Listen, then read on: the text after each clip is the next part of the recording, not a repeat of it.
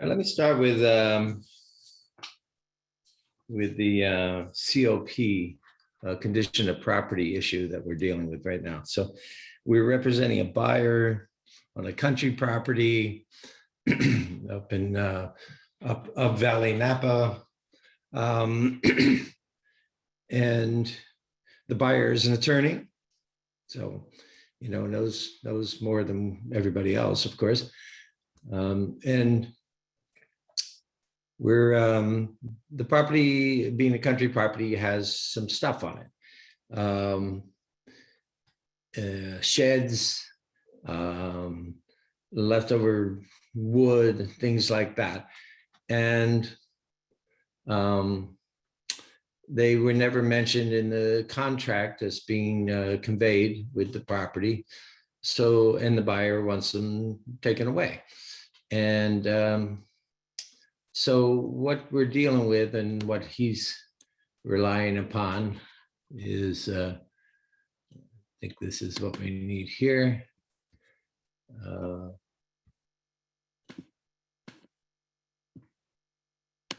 I think you should be able to see the RPA.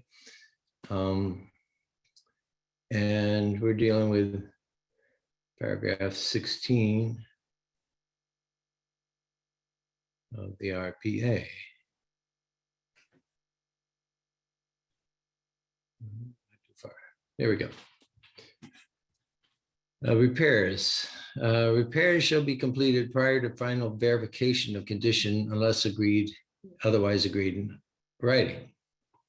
Repairs to be performed at seller's expense may be performed by seller or through others, provided the work complies with applicable law, including government permits, blah, blah, blah, blah, blah.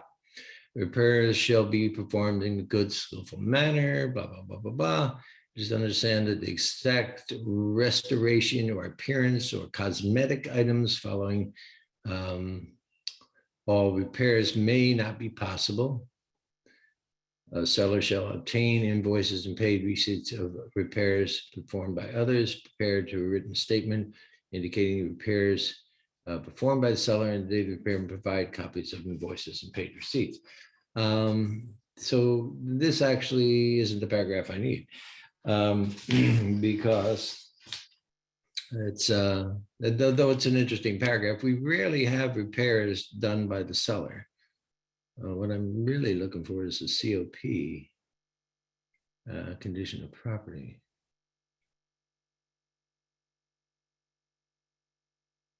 There we go. It's 11. And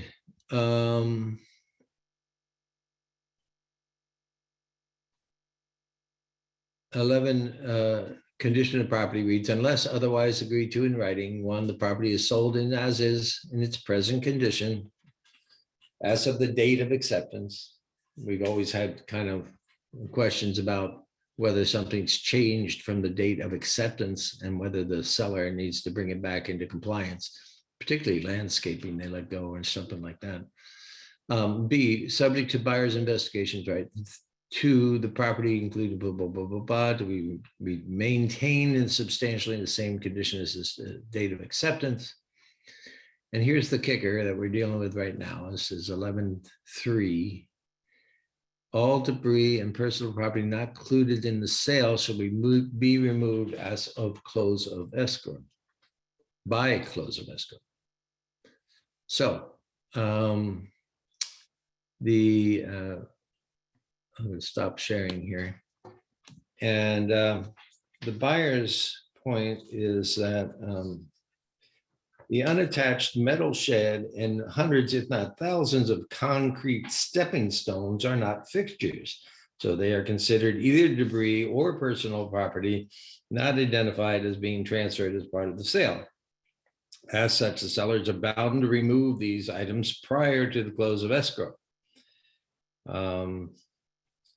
This is the buyer talking, or our agent talking for the buyer. Our buyer is prepared to perform and close as prescribed by the written contract and inspect the property 5 days before the scheduled close date.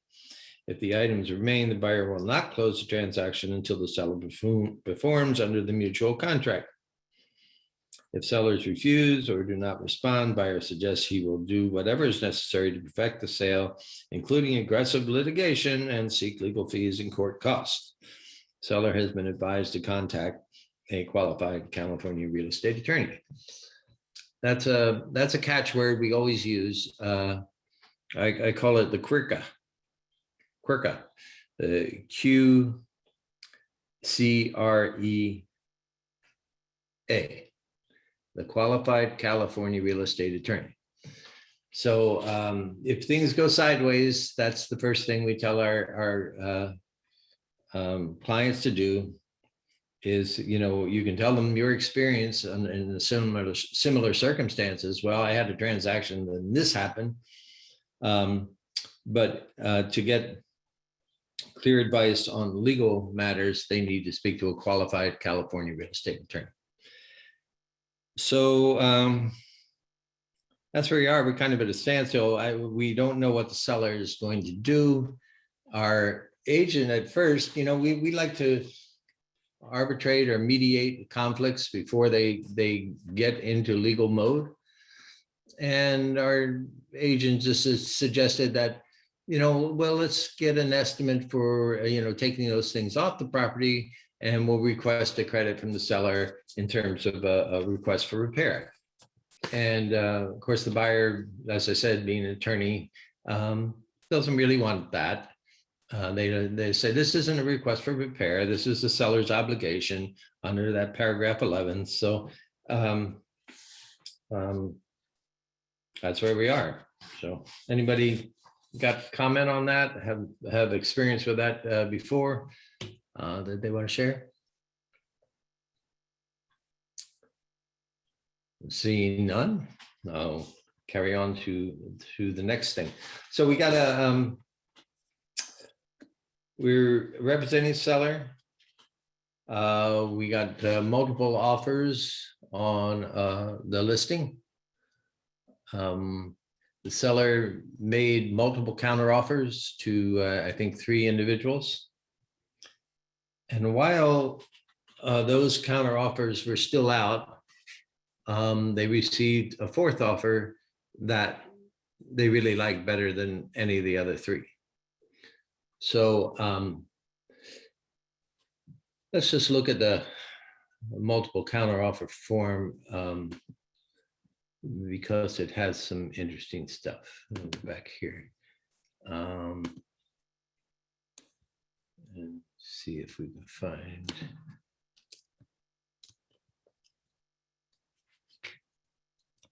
I haven't figured out why this index is not working properly.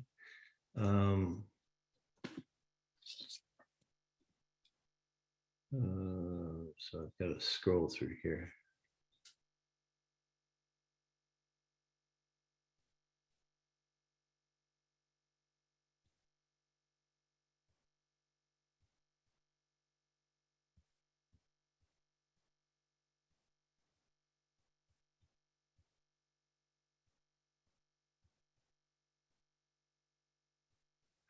We have a lot of forms in this training file. Finding that one. So let's go back up here. Gary, you're looking for the multiple? Yes. I think I saw it in the second row. Okay. Thank you, Andrew. You're counteroffer there, buyer counteroffer? No, we're looking for the seller multiple counteroffer. Oh, okay. Gary, you passed it. You got to scroll. It's in the very last column, Okay. coming up in a second.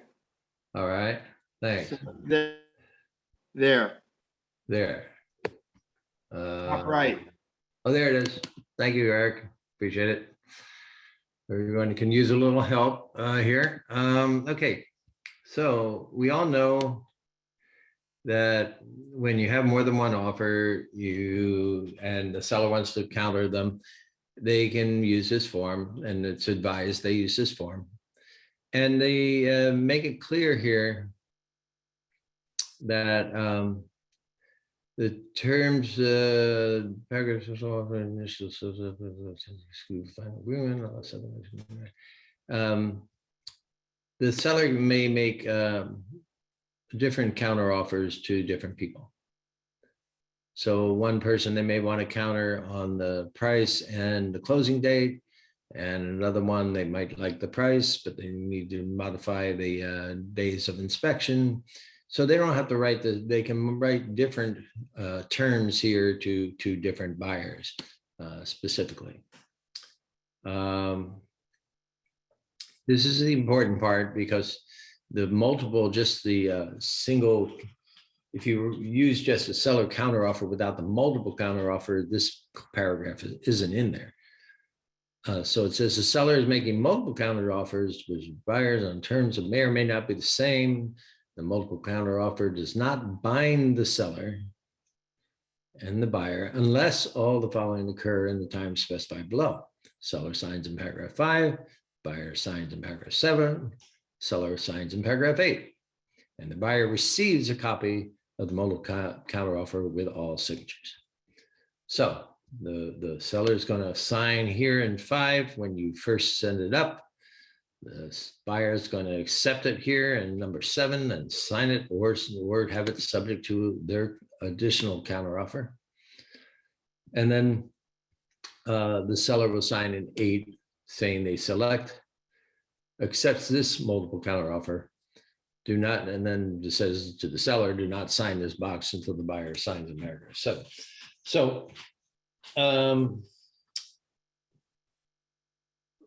going back to our scenario, we've got this form out and to 3 different people. The 4th offer comes in and the seller says, I want to accept the 4th offer as it is. So what does he have to do to withdraw his multiple seller counteroffer? Anybody want to venture a guess? Cancel. Yes, and how do you do that? Cancellation of offer. No. All you got to do is actually write an email to the different buyer's agents saying the sellers hereby withdraws their multiple counteroffer dated such and such. And that's sufficient to withdraw the counteroffers. Obviously, we want to keep a copy of those emails that you send off to those buyer's agents, but we don't have to go back and use a CAR form, a cancellation of offer or anything like that. We just send them an email. Obviously, you're going to get authorization from your seller to do that in writing. So you're going to say, seller, send me an email that says I should withdraw your counteroffer. You get that from the seller, and then you just proceed to write the different agents with an email that says you're withdrawing. Okay. Any questions on that? Okay, so next scenario we had was go back up to our share screen here. And we have a mobile home that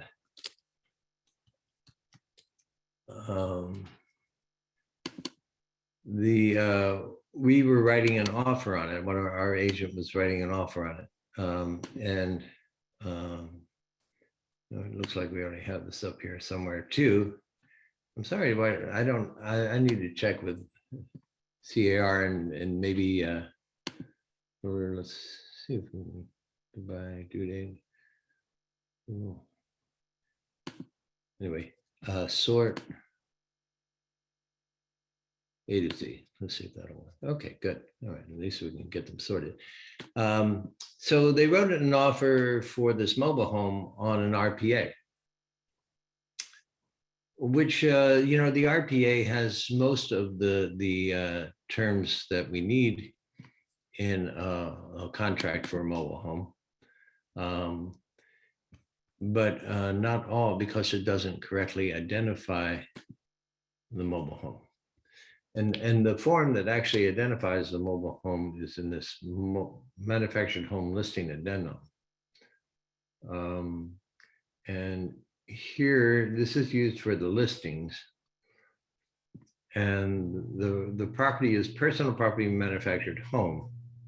And then you have these choices and so forth and so on. You can put in the serial numbers and, you know, if it's a mobile home, and or a real property manufactured home. So in this case, it was I believe it was a real property manufactured home because we didn't have all these serial numbers and stuff. So we got that box checked and so forth and so on. So what we really needed then, because it was written up on an RPA, we needed the buyer to get a copy of this manufactured home listing addendum and sign off on it. Now, it doesn't really have a place for the buyer to sign off on it. So our TC created a couple of lines here for the buyer to acknowledge it and sign off on it. So that kind of got us back into proper contract mode, even though we're using the RPA for the real property manufactured home. So there's usually some solutions we can figure out. Gary, Yes. am I correct that there is a separate manufactured mobile home purchase agreement? Yes. Okay, I haven't used one in a while. Yeah, but in this case, because it was a manufactured home, not a mobile home, and it was going to go through a normal escrow, we could just keep the RPA in play, and even though, you know, it should have been written on the manufactured home contract purchase agreement. Okay, so the last thing I have, hey, Peter's having a party. Lots of people there. It has to do with disclosures and disclaimers. And we've used this before. It's an acronym that I like to use. It's called DAD, D-A-D, DAD. And, you know, we got this from our risk management attorneys some years ago. And DAD stands for disclose, attribute, and disclaim. Disclose, attribute, and disclaim. So we get a document from somebody, some third party, and it relates to our property, whether we're representing a buyer or a seller. And therefore, it's in our possession, and we need to disclose it. Another term that our risk management attorneys use all the time is disclose, disclose, disclose. So if it's in what might be a material fact to someone relating to the property, we need to disclose it, and then we need to attribute it. So let's say the neighbor sent us an email and said the neighbor on the other side has a nasty dog that barks on it. Well, we don't know that for a fact. We haven't been there all night. So, but we need to disclose that and we attribute it. So we would send it on to the parties in the transaction and say that we received this email from the neighbor next door. And then we have to disclaim it. And the disclaim is, I know nothing further about this, basically, is what we say. Now, what has been suggested that we write, and I don't know if you've ever noticed it in my emails, and I think most of you who've been with us for a while know that have this in your email as well. Though I just noticed one the other day that from one of our agents that did not have this in there. So this is an email I sent you all this morning. It says company-wide sales meeting, blah, blah, blah, blah. I hope to see you then. And then this is my signature box. And the very top of my signature box says, I have not verified any of the information contained in those documents that were prepared by other people. So that was recommended, has been recommended by our legal counsel. You can copy it from my email and stick it in your email signature, but every email you send out should have that little disclaimer in it that we are not verified any information contained in documents that were prepared by other people. And that's how we kind of verify that we've disclaimed any further knowledge about the thing we were disclosing. Okay, any questions about that? Just copy that down, put it in your own email signature block, and then you'll have it there every time you send out an email, and it shouldn't be a problem. So these were questions that Mary, I don't see Mary on today, but Mary asked us to cover.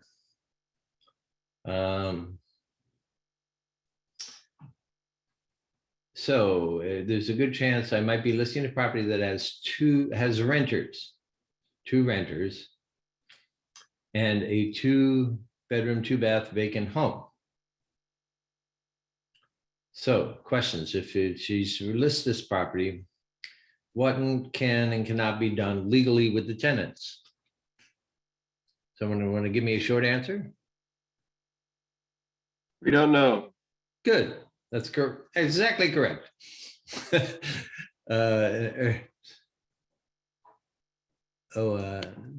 Curtis says, when I copied that disclaimer a while ago, I said third parties and not other people. That's fine. Third parties works. If you don't like other people, put down third parties.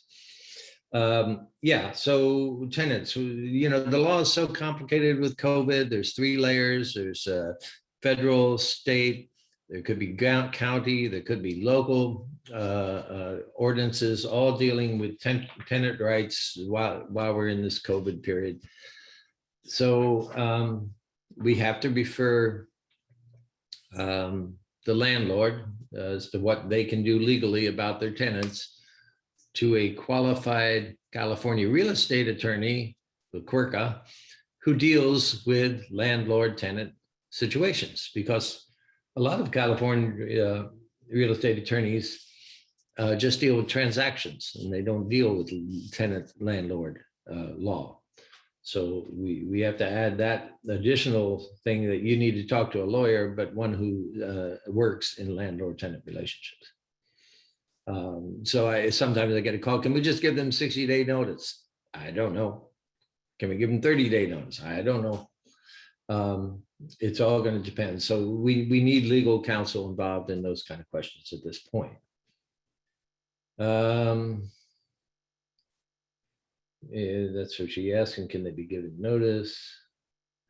How does having below market rents impact the selling price? Or if you have non-paying renters, how does it affect the selling price? Anybody, any thoughts? Well, if you're using a gross rent multiplier, you're going to be in trouble. True. On existing rents, but very often we'll see gross rent multipliers on what we call projected rents, or future rents, pro forma rents. So we have our actual rents, and then we have our pro forma rents. So it's leased at $2,000 a month, but it really could lease for $2,500 a month. So is the seller entitled to get the value of the property based on the $2,500 a month, even though they're only receiving $2,000 a month? We can make that argument and present it that way, but so it does affect the value, the pricing of the property. Non-paying renters is never a good thing, because it's seller's going to try to pass them off to the buyer, and the buyer, really doesn't want to accept them. So that could be an issue in a sale. Permits and non-permitted rentals. I had a question the other day, actually. Someone was going to buy a single-family home, and they wondered if they had the right to lease out a portion of it. It had a separate, kind of an upstairs unit that had a separate entrance, and it had a counter and a sink and space for a refrigerator and an oven if you wanted to put one up there. And the question, can you rent it out, period? I think there's no question that you could rent a space out if you own it, unless there's CC&Rs or something that restrict that. Whether you can put a full kitchen in the space up like that, that's a whole permit issue that would need to be resolved. I think you always have the right to lease your own property unless there's some specific CC&Rs forbidding that. So how do you know that the buyer is, what they're paying in rent is, that's represented by the seller is accurate, and so forth and so on? And you use what we call estoppel certificates. You probably have all seen them. I'm not sure if CAR has estoppel certificates. Let me see real quick. Gary, and sometimes you also need to verify the estoppel certificates. I sold a 24-unit apartment complex once, and the estoppel certificates were forged by the seller. Oh, wow. So how would you say we verify the estoppel certificates? Well, you have to check with the tenants, which we did, and because something didn't feel right. And the seller was generating thousands of dollars extra based on forging the estoppel certificates because he felt he'd sold the property too cheaply. Boy, were we working together then? I don't remember that one. Well, I was probably at the same desk. You probably weren't there yet. Okay. Okay, so that's a good point. When you're representing a buyer and you've got a rental situation like this, and you're going to get a tenant estoppel certificate, you're going to want to get it directly from the tenant and not have the owner, the seller, or the seller's agent provide you with these. And you have the right to do that under the contract terms. So you need to either take these personally to the tenants, or mail them a certified mail to the tenants or something to get accurate stuff. And of course, the estoppel certificate is either going to attach a copy of the lease here or not. Say, have the date of the lease, the name of the landlord, the name of the tenant, current rent paid through, when it was paid through, last paid, the security deposit, other deposits, the expiration date of the current term, parking spaces, storage spaces, so forth. And then it deals with who's paying what, the water, the electric, the gas, and so forth. So if you're dealing with a property where the buyer is going to be inheriting a tenant, you need this form, the estoppel certificate.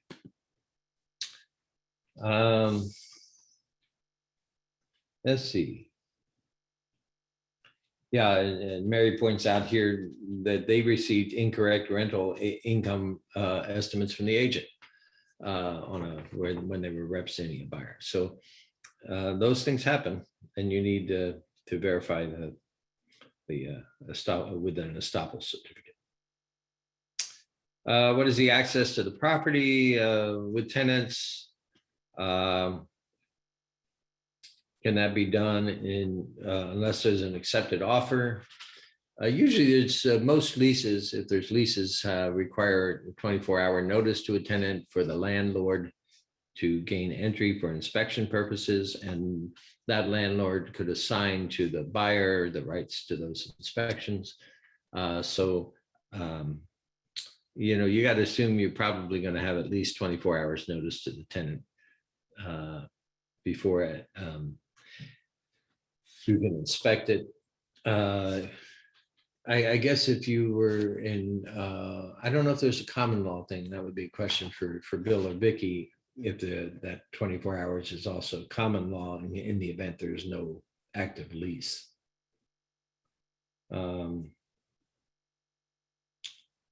Yeah. So that was pretty much Mary's questions on selling them, duplex or multiple unit property. So that covers my stuff for today. Does anybody have any other questions they want to raise? I think next Friday, Heather's out at, she's in the Norbar board meeting this morning, but she'll be back next week and we'll have a combination of some contract issues and some tech issues. So keep it on your calendar if you can on Fridays at 11. We try to do it every week. And if no questions, we'll put this one in the can, as they say. All right. Everybody have a good week. Thanks for tuning in. We'll talk later. Bye, thank you. Sure. Bye.